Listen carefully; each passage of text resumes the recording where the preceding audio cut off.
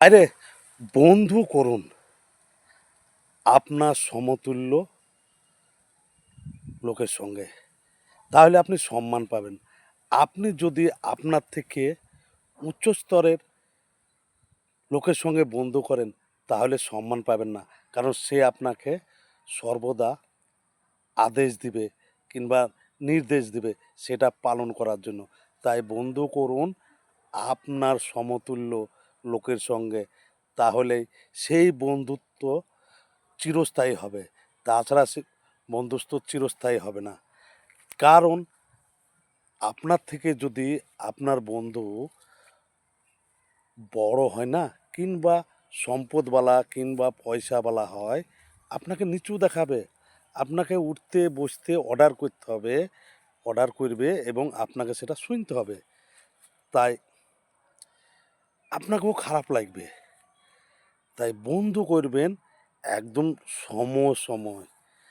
কারণ বন্ধুই সম্মান বাড়ায়, আবার বন্ধুই সম্মান হানি করে। তার জন্য বলছি বন্ধু এমন হতে হবে সম। কারণ আপনার যেটা আছে সেই বন্ধুর যেন সেটাই থাকে, তবেই সেই বন্ধু চিরস্থায়ী হবে।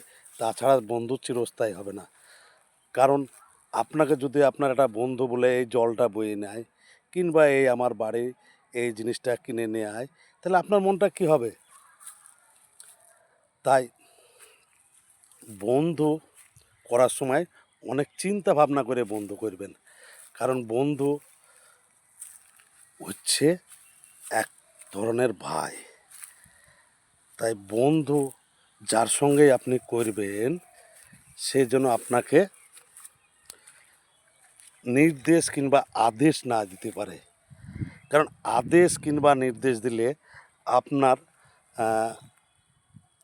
হয়তো দুঃখ হইতে পারে। কারণ আমাকে বারবার আমার বন্ধু আদেশ দেয় কিংবা নির্দেশ দেয়, এটা কর ওটা কর। তার প্রয়োজনটা আমার কাছ থেকে সে ছাড়িয়ে নেওয়ার জন্য বন্ধু করেছে। তাই বারবার বলবো, বন্ধু করুন এমন এক ব্যক্তির সঙ্গে সে যেন আপনাকে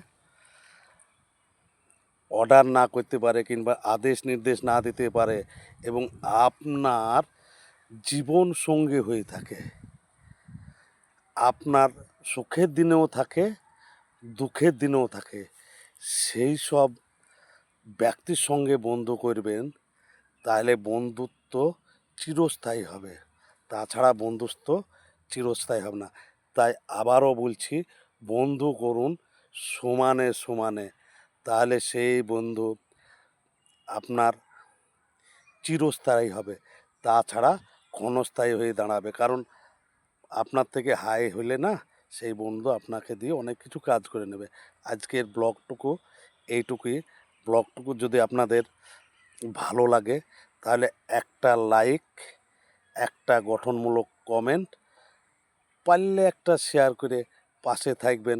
কারণ একটা শেয়ার করলে আপনার প্রোফাইলে যেসব বন্ধুরা আছে তারা দেখতে পাবে এবং আমার আইডিটাকে বড় জায়গা নিয়ে থাকবে। সকলে ভালো থাকবেন, সুস্থ থাকবেন। খোদা হাফেজ, আল্লাহ হাফেজ। আজকে এইটুকুই শেষ করলাম। আবারও বলি আল্লাহ হাফেজ।